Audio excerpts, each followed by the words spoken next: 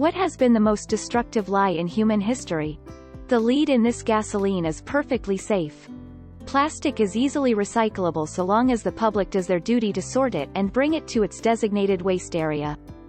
The 1964 Surgeon General's report concluded that smoking cigarettes causes death and disease.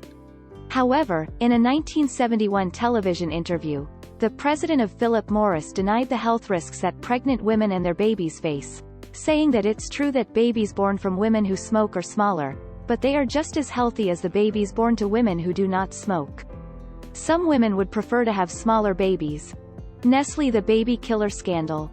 They deliberately lied to mothers in developing countries to sell their baby formula, telling them that their own milk was nutritionally insufficient and their babies would be unhealthy if they continued to breastfeed them. The result of this marketing campaign was approximately 66,000 infant mortalities. Source: OxyContin isn't addictive.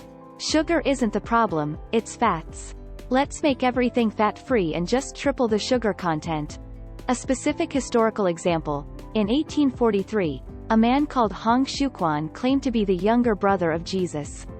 This led to him starting the Taiping Rebellion, which caused the deaths of between 20 million and 70 million people. Then again, he probably believed it, so it might not count as a lie. I won't invade Czechoslovakia. Cigarette smoking is no more addictive than coffee, tea, or Twinkies. James W. Johnston. I'll do it tomorrow. Thomas Midgley and General Motors lying that exposure to tetraethyl lead is harmless. Tetraethyl lead was a gasoline additive present in all gasoline sold in the U.S. until it was banned in the 70s. Almost every child growing up from 1920 to 1970 had lead poisoning to some degree. Entire generations grew up with their minds being poisoned, unable to reach their potentials because of him.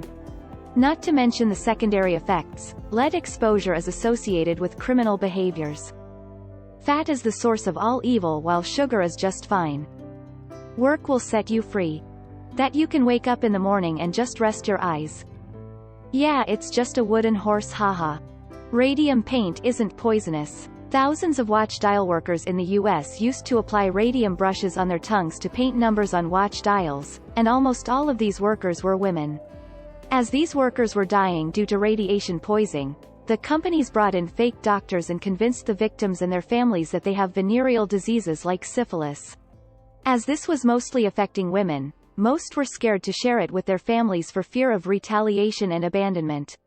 The suffering endured by these women was extremely awful. Their jaws fell off, their bones fractured, their hair was lost, and most lost eyesight until their eventual painful death.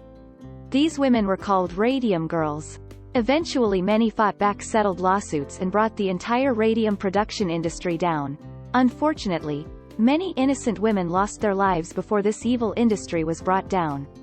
Source: when Thomas Midgley Jr. campaigned for lead to be put into fuel knowing it has adverse effects on people and the environment, easily had more adverse impact on the atmosphere than any other single organism in Earth's history. 27 and Bill Bryson remarked that Midgley possessed an instinct for the regrettable that was almost uncanny. 28 Fred Pierce, writing for New Scientist, described Midgley as a one-man environmental disaster. 3. Did he know the total outcome of his decisions?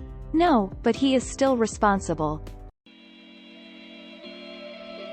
Thank you for watching. If you liked this video, don't forget to like it.